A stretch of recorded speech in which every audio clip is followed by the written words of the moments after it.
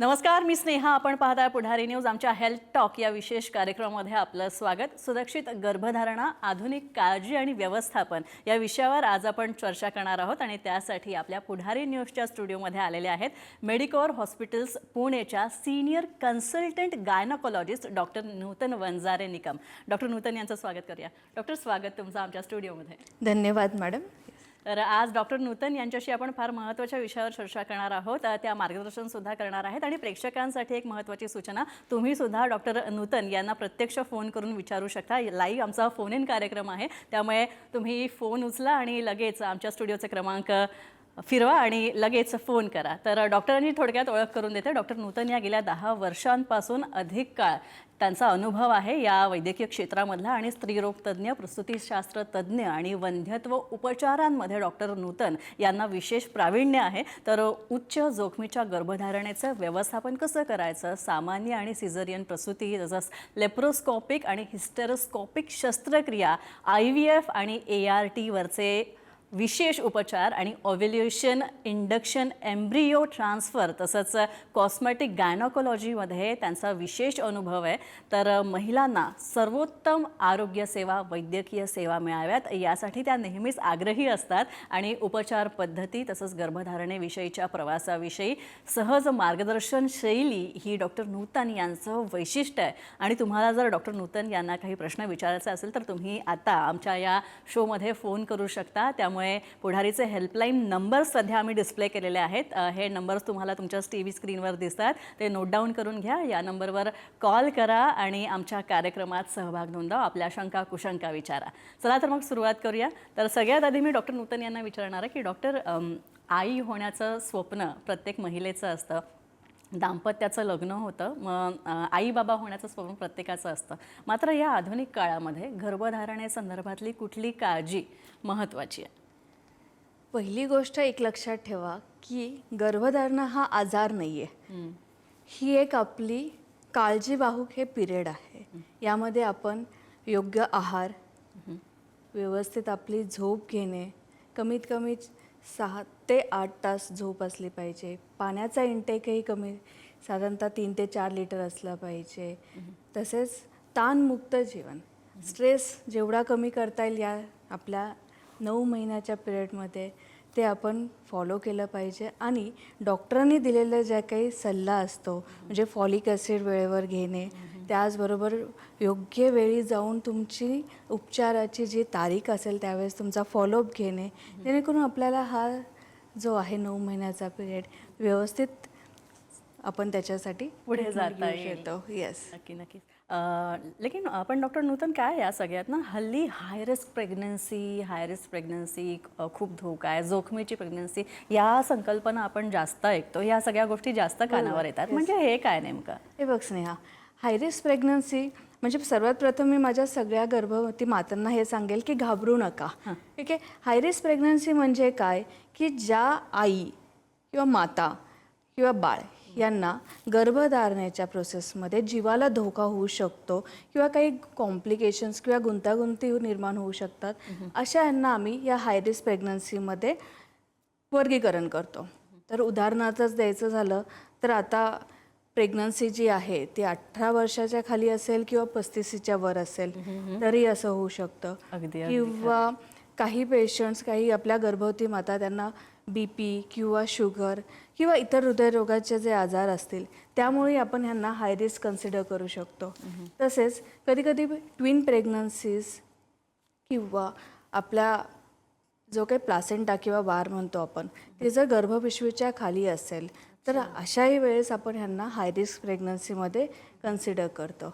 अच्छा, पण या सगळ्यात जेव्हा हाय रिस्क प्रेग्नन्सी आहे असं डिटेक्ट होतं तुम्हाला, तर त्या पेशंटच्या बाबतीत किंवा त्या केसच्या बाबतीत काय महत्त्वाची गोष्ट आहे किंवा कुठली महत्त्वाची काळजी घ्यायला पाहिजे? स्नेहा, पुन्हा मी तेच सांगेल की ह्याच्यामध्ये तुम्ही डॉक्टरांच्या सतत संपर्कात राहणे, त्यांच्यासोबत तुमचे सगळे रिपोर्ट्स डिस्कस करा, तुमची प्रेग्नन्सी हाय रिस्क काय आहे ह्याचं पहिलं कारण हे समजून घेणं घेणं महत्त्वाचं खूप आहे. गरजेचं आहे. म्हणजे it is a team work. शेवटी डॉक्टर आणि पेशंट ह्यांचं एकमेकांमध्ये जो ट्रस्ट आहे तो जर आपला डेव्हलप झाला तर त्यापुढे त्या विश्वासावर आपण पुढचे पाऊल घेतो. म्हणजे त्याच्यामध्ये वारंवार आपल्याला काही सोनोग्राफीज सांगतो आम्ही त्यांना, तसेच काही ब्लड टेस्ट सांगतो. ह्याने आपण आई आणि बाळ ह्या दोघांना जे काही रिस्क फॅक्टर्स आपल्याला डेव्हलप होतात ते वेळेवरच आपण निदान करून संभाव्य धोका आपण टाळू शकतो. आणि सर्वात महत्त्वाची गोष्ट स्नेहा, हाय रिस्क प्रेग्नन्सी ह्या टर्शरी केअर सेंटरमध्ये म्हणजे जिथे ICU आईसाठी पूर्णपणे आपली तयारी असली पाहिजे, प्लस NICU की जेणेकरून बाळ डिलिव्हरी झाली की आपल्याला NICUची गरज असते. तर ह्या सगळ्यांची सोय असणे आणि तज्ज्ञ डॉक्टरांचा आपल्याला सल्ला वेळोवेळी लागतो. तर ही सगळी सोय असेल अशा ठिकाणी यांनी डिलिव्हरी करणं हा एक Treatment घेणं सर्वात महत्त्वाचं आहे. महत्त्वाची गोष्ट आहे. डॉक्टर तुम्हाला थोडंसं थांबवते. आपला पहिला फोन आलेला आहे. अरविंद हे बोलतायत पुण्यावरून. अरविंदजी, आपलं स्वागत पुढारी न्यूजमध्ये. तुमचा प्रश्न थेट डॉक्टरांना विचारा. नमस्ते. हा नमस्कार मॅडम. हां मॅडम, असा प्रश्न होता माझा की आपण आता सध्या बोलतोय तर आपण आता सध्या कसं आहे की एक ट्रेंड झालेला आहे की नॉर्मल डिलिव्हरी आणि सिझेरियन असे दोन प्रकार. तर नॉर्मल डिलिव्हरीसाठी काय काय ह्यांनी सहनशीलता ठेवावी मुलींनी आजकालच्या, आणि सिझेरियन तर त्याचा एक ट्रेंड आहे की बाबा सिझेरियन विनाकारण करतात वगैरे असे काही मत आहे त्यांचं. ती एक सांगा. त्या दोन्हीचं म्हणजे कसं असावं त्या मुलींचं, हे मला प्रश्न होता. नक्कीच त्याचं उत्तर डॉक्टर देतील. डॉक्टर उत्तर. नक्कीच सर, खूप छान प्रश्न आहे तुमचा. सर्वात पहिलं मी याचं थोडंसं स्पष्टीकरण देते. आपली आई, आपली आजी ह्यांची लाईफस्टाईल कशी होती सर? त्यांचं काम जे काही होतं ते 2 पायावरचं होतं. शेतीमध्ये काम करत होते. त्यामुळे आपले जे पेल्विक मसल्स आहेत ना ते सायमल्टेनियसली त्यांचे जे आहेत ते रेडी होत होते. सो त्यामुळे त्यांना ते विशेषतः त्याच्यासाठी नॉर्मल डिलिव्हरीसाठी काही वेगळी करायची गरज भासली नाही. सो लाईफस्टाईल चेंजेस जे झालेले आहेत आपल्या आजीपासून ते आईपासून ते मुलीपर्यंतचा, तर हा जो प्रवास आहे हा सगळ्यांनी समजून घेतला पाहिजे. आता आपण काय आहे, मॅक्झिमम आपलं बैठी काम आहे, राईट. प्लस आपले इतर ह्याच्यामध्ये जर आपण बघितलं तर नॉर्मल आणि सीझर ह्याच्यामध्ये आपला मेन उद्देश काय आहे? आई आणि बाळ सुखरूप राहणे हा आपला सर्वात महत्त्वाचा मोठो आहे. तर आपण हेच आपल्या मुलीला कसं सांगू शकतो? तर आम्ही अशा पेशंट्सला काही पेल्विक फ्लोअर एक्सरसाइजेस गाईड करतो, ज्यावेळेस हे कळून येतं की ती ह्याच्यासाठी सेफ आहे. काही प्रेग्नन्सीमध्ये आम्हाला हे अवॉइडही करावं लागू शकतं. त्यामुळे प्रत्येक प्रेग्नन्सी ही स्पेशल असते. त्यामुळे प्रत्येक पेशंटनुसार आम्ही त्यांना हे गायडन्स दिलं जातं. तर ह्याच्यामध्ये काही पेल्विक फ्लोअर एक्सरसाइजेस, सर्वात उत्तम एक्सरसाइज आत्ताच्या ह्याच्यामध्ये वॉकिंग, कमीत कमी 25 ते 30 मिनटं अशी ब्रिस्क वॉकिंग असली पाहिजे. ब्रिस्क वॉकिंग म्हणजे काय सर? तर ह्याच्यामध्ये तुम्हाला चालता चालता बोलता आलं पाहिजे. ठीक आहे. सो ह्या काही सिम्पल थिंग्स आम्ही सांगतो जेणेकरून आपल्याला पेल्विक मसल जे काय आहे स्ट्रेथनिंग होते आणि त्याने करून डिलिव्हरीच्या वेळेस त्या गर्भमातेला सोयीस्करपणे आपल्याला डिलिव्हरी करण्यासाठी मदत होऊ शकते. पण पुन्हा हेच सांगेल की नॉर्मल आणि सिझेरियन हा पूर्णपणे डिलिव्हरीचा सल्ला हा डॉक्टरांकडे राहू द्या. याच्यासाठी आपल्याला पर्याय जो काही असेल तर डॉक्टरांनी निवडणं हे कधी पण योग्य राहतं. अगदी. जेणेकरून आई आणि बाळ आपल्याला सुखरूप मिळतात. डॉक्टर, सोनोग्राफी फार महत्त्वाची आहे. तर प्रत्येक सेशनमध्ये सोनोग्राफीच्या जी ठराविक प्रेग्नन्सीच्या ठराविक अंतरावर करायला सांगितली जाते, तसं रुटीन सेट करून दिलं जातं. तर आधुनिक सोनोग्राफीचा कितपत वापर होतो किंवा त्याचं महत्त्व वेगळं काय? बरोबर आहे स्नेहा. हे बघा, आत्ता जे काय आपण न्यू टेक्नॉलॉजीज झालेल्या आहेत त्याच्यामध्ये सोनोग्राफीमध्ये 2D आहे, 3D आहे. तसंच आपण 2D इको ऐकलं असेल तसंच आपण बाळाचाही 2D इको काढला जातो. तर आपण जर नॉर्मल प्रेग्नन्सीमध्ये सोनोग्राफीचा विचार केला तर पहिली डेटिंग स्कॅन असते, जेणेकरून आपल्याला कळतं की गर्भ हा गर्भपिशवीतच आहे का गर्भनलिकेत राहिलेला आहे. त्यामुळे तो डेटिंग स्कॅन खूप महत्त्वाचा असतो. त्याच्या थोडं पुढे गेलं की जेव्हा गर्भवती 11 ते 13 आठवड्यामध्ये जेव्हा ती जाते त्यावेळेस आम्ही त्यांना NT स्कॅन सजेस्ट करतो. हा स्कॅन खूप महत्त्वाचा असतो स्नेहा, जेणेकरून आपण बाळाला काही व्यंग आहेत की नाही हे आपण आधीच फाइंड आउट करतो. आणि त्याचसोबत आपण पुढे 16 ते 18 या आठवड्यामध्ये ॲनोमली स्कॅन सांगतो. म्हणजे आणखी बाळाला आपण स्क्रीन करून मॅक्झिममरित्या बाळ आपलं कसं हेल्दी आहे हे आपण सुरक्षित कसं आहे ह्याची पडताळणी केली जाते. तसेच आता आपण जसं बोललो की 3D स्कॅन ह्याच्यामुळे आपल्याला आणखी बाळाचे जे काही स्ट्रक्चर्स असतात ते व्यवस्थित बघण्यासाठी मदत होते. आणि फिटल 2D इको, जेणेकरून जर हृदयामध्ये जर काही आपल्या बाळाला त्रास असेल तर हेही आपल्याला कळून येतं. कलर डॉपलर म्हणून एक आपण सोनोग्राफी सांगतो. हेही भरपूर पेशंट म्हणतात डॉपलर का, तर आपल्या बाळाला ज्या काही रक्तवाहिन्या रक्तपुरवठात तर त्यांच्यामध्ये काही बिघाड आहे का किंवा रक्तपुरवठा कमी होतो आहे का, बाळाच्या मेंदूला रक्तपुरवठा कमी होतो आहे का, ह्या कलर डॉपलरवरून आपल्याला कळून येतं. जेणेकरून वेळेस आपल्याला निदान होऊन बाळ सुरक्षितपणे आपल्याला आईला देता येतं. तसंच सोनोग्राफीचा आणखी एक फायदा असतो की बाळाभोवतीचं पाणी व्यवस्थित आहे का, ॲमनॉटिक फ्लुइड जे आपण असं म्हणतो, तर ते जर कमी होत असेल तर वेळेच आपल्याला उपचार देता येतात. जेणेकरून आई आणि बाळ हे आपल्याला व्यवस्थित ठेवण्यासाठी एक चांगलं आपल्यासाठी कलर डॉपलर सोनोग्राफीज एक साधन आहे. अच्छा, आता या सगळ्यात आणखी एक महत्त्वाची गोष्ट म्हणजे जेस्टेशनल डायबिटीज जो असतो, गर्भधारणेच्या दरम्यान कधी मधुमेह येतो किंवा रक्तदाबाची पण समस्या गर्भवतीला येऊ शकते. तर या सगळ्या संदर्भात काय सांगाल? आपल्याकडे पहिलं आपण जर डायबिटीजबद्दल बोलूयात तर जसं आता बघतोय आपण की प्रेग्नन्सीचं वय हे वाढत चाललेलं आहे.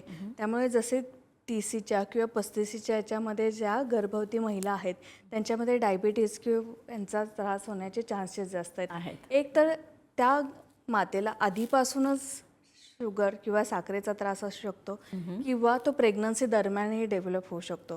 तो साधारणतः आम्ही 24व्या ते 28व्या आठवड्यामध्ये ह्याची तपासणी केली जाते की आपल्याला जेस्टेशनल डायबिटीज होऊ शकतो का. त्यावर निदान झाल्यानंतर आपण तज्ज्ञांचं मदत घेऊन एक इन्सुलिन नावाचं इंजेक्शन जे आहे ते सुरू करतो. ते सेफ असतं पूर्णपणे, जेणेकरून आपल्या बाळाची वाढ व्यवस्थित व्हावे, आईला कोणताही धोका नको व्हायला, तिची शुगर व्यवस्थित असली पाहिजे. ह्याच्यामध्ये एक कॉम्प्लिकेशन आपल्याला दिसण्यात येतं की आईचं जे काही बाळाभोवतीचं पाणी आहे ते जास्त वाढू शकतं किंवा कधी कमी दिवसामध्ये पण डिलिव्हरी होऊ शकते. तसंच बाळाचं वजन ही याच्यामध्ये जास्त दिसतं, म्हणजे आमच्या भाषेत त्याला मायक्रोझोमिया म्हणतो. म्हणून आपल्याला जेस्टेशनल डायबिटीजसाठी व्यवस्थित मार्गदर्शन घेणं गरजेचं आहे, जेणेकरून आई आणि बाळ ह्यांची शुगर व्यवस्थित नियंत्रणात राहायला पाहिजे. तसंच डिलिव्हरी झाली म्हणजे झालं असंही नाही. या बाळांचं शुगरही आपल्याला मॉनिटरिंग करावी लागते, कारण की शुगर जी आहे ती कमी होऊ शकते. त्यामुळे त्यांना NICU लागू शकतं. ओके, हे आपल्याला या सगळ्याच्या माध्यमातून हे सांगणं गरजेचं आहे की जरी डायबिटीज असेल तरी त्याला पूर्णपणे आपल्याला ट्रीटमेंट आहे, घाबरायची गरज नाही आहे. तुमच्या डॉक्टरांशी बोला आणि त्यावरचे उपचार घ्या. आणि जसं आपण BP बद्दल बोललो होतो, तर पुन्हा वय जसं वाढतं तसं आपल्याला BPची समस्या होऊ शकते. BPमुळे आई आणि बाळ ह्या दोघांनाही धोका होऊ शकतो स्नेहा. जर BP कंट्रोलमध्ये नसेल तर आपल्या बाळाला जो होणारा रक्तपुरवठा असतो तो कमी जास्त होतो आणि त्यामुळे बाळाभोवतीचं पाणी कमी होणे, बाळाची वाढ खुंटणे ह्या संभाव्य धोका आपल्याला दिसू शकतात. तसेच ह्याच्यामध्ये वारही कधी लवकर सुटते आणि ही इमर्जन्सी असते, जेणेकरून आपल्याला लवकर डिलिव्हरी करावी लागते. कॉम्प्लिकेशन्स किंवा झटकेही येतात, त्याला आम्ही इक्लाम्शा म्हणतो. त्यामुळे BP असेल तर तुम्ही डॉक्टरांना भेटा, प्रॉपर BPचं मॉनिटरिंग करा आणि आपल्याला ही डिलेवरी एक टर्शरी केअर सेंटर जिथे सगळ्या सोयी असतील अशा ठिकाणी करणे गरजेचं आहे. अच्छा डॉक्टर, फार महत्त्वाचा सल्ला दिला तुम्ही. एक प्रेक्षक आपल्यासोबत जोडल्या गेलेले आहेत, एकता पाटील बोलत आहेत मुंबईवरनं. एकताजी, स्वागत आपलं पुढारी न्यूजमध्ये. तुमचा प्रश्न डॉक्टरांना थेट विचारा. नमस्ते डॉक्टर, माझा एक प्रश्न आहे की IVF मध्ये ही नॉर्मल डिलिव्हरी होती की सीझरच होतं, म्हणजे काय आहे या संदर्भात? खूप चांगला प्रश्न आहे एकता. मला तुम्हा सगळ्यांना एक सांगायचं आहे की IVF मध्ये आम्ही काय करतो की जो काही एम्ब्रिओ आम्ही बाहेर बनवतो तो आपण आतमध्ये ट्रान्सफर करतो. तो ट्रान्सफर झाल्यानंतर गर्भपिशवीमध्ये इम्प्लांट झाल्यानंतर किंवा रुजू झाल्यानंतर तिथून पुढे जी काही प्रोसेस असते ती पूर्णपणे नैसर्गिकरित्या जी प्रेग्नन्सी असते त्याच्यासारखीच असते. सो दोन्ही प्रेग्नन्सीमध्ये आम्ही डिफरन्सिएशन नाही करत. पण IVFची प्रेग्नन्सी आपण प्रेशियस प्रेग्नन्सी म्हणतो, कारण की ह्याच्यामध्ये काय असतं की कधी कधी सिंगल नाही, ट्विन्स प्रेग्नन्सी असतात. प्लस IVF कोणाला लागतं की ज्यांचं सध्या आपण हे बघतो की प्रेग्नन्सी राहत नाही, वय 35च्या पुढे असतात, तर त्यांच्यासोबत आपल्याला बाकीचेही कॉम्प्लिकेशन्स येतात, जसं BP म्हणा, शुगर म्हणा. त्यामुळे आपल्याला एक वेळेवर निदान होणं गरजेचं असतं. तर इथे आपण कॉम्प्लिकेशन्स आधीच डिटेक्ट करतो. मग नॉर्मल डिलेवरी होणार का IVF पेशंटची? करेक्ट, होणार ना. जर तुमची पूर्णपणे 9 महिन्याचे प्रॉपर डॉक्टरांनी केलेली तपासणी नॉर्मल आहे, बाळाचं वजन व्यवस्थित आहे, बाळाला रक्तपुरवठा व्यवस्थित आहे, तर डेफिनेटली आपण नॉर्मलचा ट्राय करतो. अच्छा अच्छा अच्छा अच्छा अच्छा. पण IVFची गर्भधारणा जी असते ती एकदम वेगळी असते का, म्हणजे नॉर्मल प्रेग्नन्सी? तुम्ही जसं म्हणालात की दॅट इज स्पेशल, सो त्याची काय वेगळी स्पेशल ट्रीटमेंट असते? मला हेच मला सांगायचं आहे की स्पेशल म्हणजे कसं आहे की आपण एम्ब्रिओ तयार जेव्हा करतो आणि गर्भपिशवीमध्ये रुजू करतो, तर इम्प्लांटेशन नंतर जो काही हार्मोनल सपोर्ट्स असतो तो आम्ही इंजेक्शन्सने देतो. त्यामुळे त्या मातेला दररोज काही प्रोजेस्ट्रॉनचे इंजेक्शन्स किंवा गोळ्या हार्मोन्स हे देणं गरजेचं आहे, जोपर्यंत 12व्या आठवड्यापर्यंत आपला प्लासेंटा पूर्ण कार्यरत होत नाही. त्याच्यानंतर ह्या सगळ्या जो काही आपला सपोर्टिव्ह सिस्टीम आहे, हार्मोन्स, इंजेक्शन, ह्यांची मात्रा कमी होऊन जाते आणि त्याच्यानंतर पुन्हा आपली नैसर्गिक जशी प्रेग्नन्सी असते त्याप्रमाणेच आपण ह्या प्रेग्नन्सीला ट्रीट केलं जातं. सो डिफरन्स फक्त तिथेच आहे की जोपर्यंत आपला गर्भपिशवीमध्ये रुजू होत नाही तोपर्यंत आपल्याला हार्मोनल किंवा प्रोजेस्ट्रॉनची गरज पडते. अच्छा अच्छा. डॉक्टर, एक फोन येतोय. श्रीकांत गतने आमचे प्रेक्षक आमच्यासोबत जोडले गेलेले आहेत. श्रीकांतजी, प्रश्न विचारा डॉक्टरांना. नमस्ते सर. नमस्ते मॅडम. Yes sir. सेरेब्रल पाल्सीमध्ये नेमकी चूक कोणाची असती आणि त्याच्या म्हणजे काय असतं ते नेमकं? सेरेब्रल पाल्सी हा कोणामुळे होतो? सर, आणि दुसरी गोष्ट, कारण माझा मुलगा आहे ना, म्हणजे सेरेब्रल पाल्सी होता ना, तर तो ससून हॉस्पिटलचे डीन फडकेबाईंच्या मुलीने ती डिलिव्हरी केली होती त्या काळात. तर ते हँडिकॅप झाला तो, कारण सीझर केलं नाही म्हटले डॉक्टर. TDS सेंटर KMच्या म्हटलं की सीझर केला असतं तर तो चांगला असता. तर मला आपल्याला त्याविषयी बोलायचंय की सेरेब्रल पाल्सी हा नेमका काय विषय आहे आणि कोणाच्या चुकीमुळे होतो? नक्कीच नक्कीच याचं उत्तर दिलं जाईल. थोडंसं out of the way question आहे, पण रिलेटेड टू प्रेग्नन्सीच आहे. आपण याचं उत्तर देऊया. सर, इथे आपण कोणाच्या चुकीला दोष द्यायला आपण इथे सगळ्यांना प्रबोधन करण्यासाठी आहोत. इथे मला तुम्हा सगळ्यांना एकच जागरूकता द्यायची आहे की नॉर्मल डिलेवरी प्रोसेस करताना कंटिन्युअसली बाळाच्या ठोक्याची मॉनिटरिंग केली जाते सर. अगदी. त्यावेळेस आपण बाळाचे हार्टची गती कशी आहे ते बघून नॉर्मल डिलेवरीला ती पुढे प्रोसेस होऊ शकते का, किंवा तिथे आपल्याला लगेच सीझरचा डिसिजन घेणं गरजेचं आहे का, ह्या गोष्टीवर आपल्याला निर्णय असतं. दुसरी गोष्ट, आईची खालची जागा त्याच्यासाठी नॉर्मल आहे का हेही आपण बघतो. आणि थर्ड थिंग, जे आता मी म्हटले काही हाय रिस्क फॅक्टर्स असतात ज्याच्यामुळे आईच्या जीवाला धोका होऊ शकतो. तर हे सगळ्या मल्टी सिस्टीम ज्या गोष्टी आहेत त्या आम्हाला विचार करून डिलेवरीसाठी प्रोसेस करावी लागते. त्यामुळे कधी कधी आपल्याला पहिली बाळंतीण नॉर्मल झालेली असते आणि दुसऱ्यांदा सीझर का, असं तुम्ही भरपूर वेळ ऐकलं असतं. तर हे सगळे कारणं असतात की ज्यावेळेस आपल्याला नॉर्मल डिलेवरी स्टॉप करून सीझर करणं गरजेचं असतं. जसं आता सरांनी सांगितलं की सेरेब्रल पाल्सी हा इश्यू जो आहे त्याच्यामध्ये आपल्याला काही त्रास होऊ शकतो. बाळाला जो काही मेंदूमध्ये जो ऑक्सिजनचा पुरवठा असतो तो कमी झाला हे एक कारण असू शकतं, किंवा इतरही काही न्यूरोजेनिक कॉजेस असू शकतात. तर आपण आता या इतर कॉजेसबद्दल बोलू शकतो, पण नेमकं त्यावेळेस काय कंडिशन असेल ते त्यावेळेसचे डॉक्टर्स तुम्हाला योग्य तऱ्हेने सांगू शकतात. अच्छा, आणखी एक की ड्युरिंग प्रेग्नन्सी आणखी बरेच कॉम्प्लिकेशन होऊ शकतात, पण ते कॉम्प्लिकेशन होण्याआधी मातेला सुद्धा काही सिग्नल्स मिळतात, म्हणजे काही लक्षणं आपल्याला दिसतात. पण मग ती ओळखायची कशी? कारण बऱ्याचदा काय होतं माहिती आहे की हा प्रेग्नन्सी आहे ना, गर्भधारणेत असा त्रास व्हायचाच म्हणून ते दुर्लक्षित केलं जातं. तर याविषयी काय सांगाल? स्नेहा, बरोबर आहे. आम्ही प्रत्येक पेशंटला काही वॉर्निंग साईन्स आणि सिम्पटम्स सांगतो. तर पहिली वॉर्निंग साईन सिम्पटम्समध्ये म्हटलं तर अंगावर सूज येणे, पायावर सूज आहे का, दुसरी गोष्ट डोकं दुखतं आहे का, उलटी मळमळसारखं जास्त वाटतं आहे का, जेवण जात नाही आहे, खूप उलट्या होत आहेत, तसंच छातीच्या साईडला उजव्या साईडला खाली दुखतं आहे का, किंवा अंगावरून पाणी जाणे, किंवा कधी कधी पोटात तीव्र दुखून ब्लिडिंग सुरू होणे, हे काही आम्ही सायन्स अँड सिम्पटम्स सांगतो की याच्या वेळेस तुम्ही डॉक्टरांना भेटणे.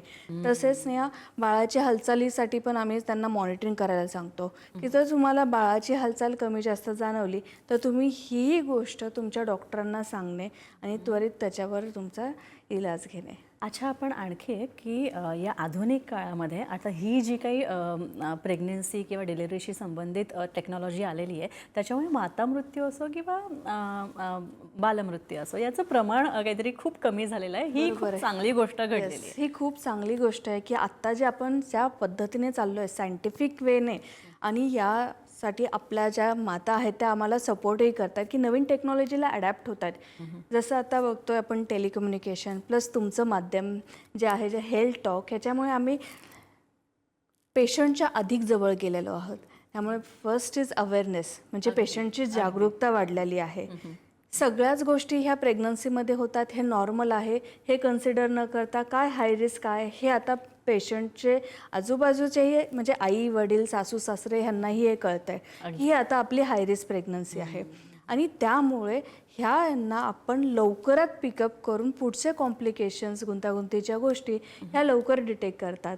आणि त्यामुळे आपल्या ज्या काही सोयी आहे, जसं चांगला ICU आहे आईसाठी, बाळासाठी पण चांगल्या पद्धतीने ICU आहे, नवीन टेक्नॉलॉजीनुसार आपल्याला आई आणि बाळासाठी सर्वोत्तम मेडिसिन्स देऊन त्यांचा जीव वाचवण्यासाठी आपल्याला मदत झालेली आहे. तर डेफिनेटली हा खूप चांगला आपल्यासाठी एक रिझल्ट आहे. आणि असंच आणखी आपण कार्यरत राहू की जेणेकरून हा दर इंडियामध्ये आणखी कमी होईल. अच्छा, एका गोष्टीचं थोडक्यात उत्तर, मानसिक आरोग्य गर्भवती मातेचं हे फार महत्त्वाचं आहे आणि जे दुर्लक्षित केलं जातं, Correct. जे तिला उपदेशाचे डोसेस जास्त दिले जातात, याविषयी काय सांगाल?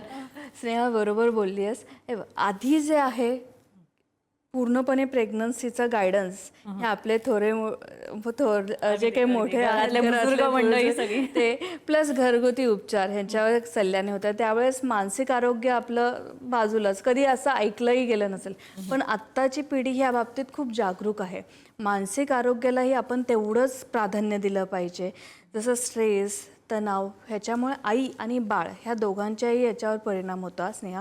म्हणजे जर आईच्या बाबतीत बघितलं तर स्ट्रेसमुळे कॉर्टिसॉल हा एक हार्मोन असतो, तो मातेच्या ब्लडमध्ये जास्त प्रमाणात रिलीज होऊन कधी कधी बाळाला रक्तपुरवठा कमी होतो. त्यामुळे ह्याच्यामध्ये बाळाची वाढ खुंटणे म्हणजे IUGR, किंवा ह्याच्यामध्ये असंही दिसून येतं की कमी दिवसामध्ये डिलिव्हरी होणे स्ट्रेस फॅक्टर्समुळे, हेही दिसून येतं. तसंच डिलेवरी झाल्यानंतर स्नेहा बाळांमध्येही आम्हाला असं दिसून आलं तर हे बाळ हायपर ॲक्टिव्ह आहेत किंवा ADHDचं यांच्यामध्ये प्रमाण दिसलेलं आहे. तर मला तुमच्या मंचाचं सहाय्य घेऊन हेच सांगायचं आहे की आत्ता तुम्हाला ह्याच्यावर भरपूर असे उपक्रम आम्ही राबवलेले आहेत, जसं गर्भसंस्कार म्हणा किंवा योगाचे भरपूर प्रशिक्षण आहेत, फिजिओथेरपिस्ट किंवा श्वसनाचे काही एक्सरसाइज आहेत. हे तुम्ही वापरा, तुमच्या डॉक्टरांच्या सल्ल्याने त्याचा उपयोग करा, जेणेकरून स्ट्रेस किंवा ताणतणाव ह्या 9 महिन्याच्या प्रेग्नन्सीमध्ये कमी ठरवणे. आणि डेफिनेटली आपल्याला याच्यामध्ये कुटुंबाचाही सहभाग महत्त्वाचा आहे आणि जोडीदाराचा पण. नक्कीच डॉक्टर, आणखी एक महत्त्वाचं की टेलिमेडिसिन आणि डिजिटल हेल्थ याकडे आता जास्त कल असं होताना दिसतोय. तर याचा उपयोग म्हणजे या दोन्ही फॅक्टर्सचा उपयोग आपल्याला भविष्यात गर्भधारणा जास्त सुलभ आणि आनंददायी व्हावी यासाठी आपण कसा त्याचा वापर करू शकतो? आपण टेलिमेडिसिनचा उपयोग कोविडच्या काळात बघितलेलाच आहे. अगदी, अगदी. So it was a saviour for everyone. तर त्याचा आत्ता आपल्याला प्रेग्नन्सी केअरमध्येही बऱ्या प्रमाणात उपयोग होतो. जे आमचे लॉंग डिस्टन्स पेशंट असतात त्यांना जे काही रिपोर्ट्स असतात त्यामुळे लगेच आमच्यापर्यंत पोहोचतात, वेळेवर उपचार मिळतात. तसंच आणखी टेक्नॉलॉजी आपल्याकडे जी प्रगत झाली आहे त्याच्यामुळे डिजिटल मॉनिटरिंग म्हणजे त्यांना बाळाची हालचाल कशी मॉनिटरिंग करणे ह्याच्याबद्दल सल्ला दिला जातो. त्या त्यांच्यावर व्यवस्थित मॉनिटरिंग ठेवून आमच्यापर्यंत ते रिपोर्ट करतात. तसंच BP सुद्धा मॉनिटर करणे, ह्या सगळ्या गोष्टींमुळे आपल्याला आई आणि बाळ ह्या दोघांची प्रकृती व्यवस्थित ठेवता येते.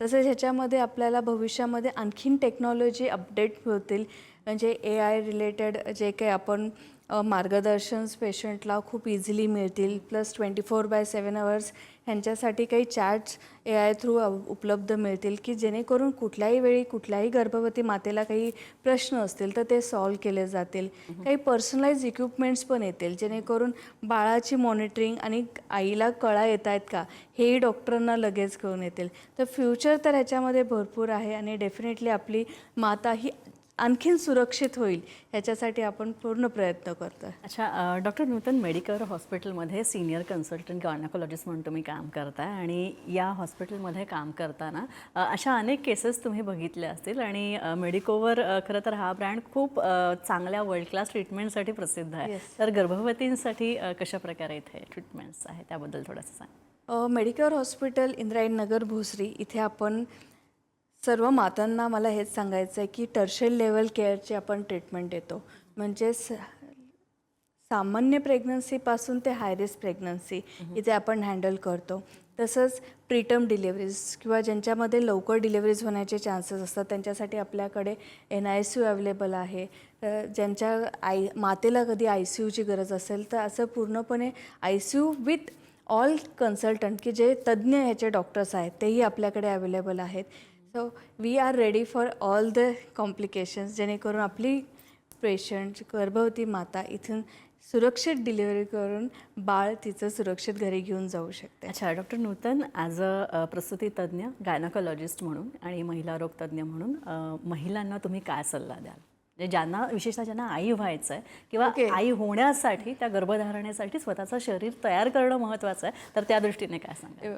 खूप चांगला प्रश्न आहे. सर्वात पहिला माझा सल्ला हाच राहील की एज्युकेशन, लग्न, करिअर ह्याच्यामध्ये आपल्याला बॅलन्स राखणं खूप गरजेचं आहे. स्नेहा, जसं वय वाढतं तसं आपल्याला प्रेग्नन्सी राहण्यामध्ये पण डिफिकल्टीज येतात. त्यामुळे आमचा पहिला सल्ला असतो प्रत्येक कपलला की पहिल्या 30मध्ये तुमची पहिली तरी गर्भधारणा झाली पाहिजे. ठीक आहे. जसं वय 35च्या पुढे जातं तसं तुमची एक क्वालिटी कमी होते, तुम्हाला गर्भ राहण्यामध्ये डिफिकल्टीज होतात. तर first thing timely pregnancy clear. Second thing की तुम्हाला तुमचा याच्यासोबत आहारही व्यवस्थित ठेवणं गरजेचं आहे की आपल्याला आधी खूप सांगितलं जातं की तू पोटुसी आहे त्यामुळे तुला 2 जीवांचं जेवण करणं. तर मी असं म्हणेल की आपल्याला डबल पौष्टिक आहार घ्यायचा आहे.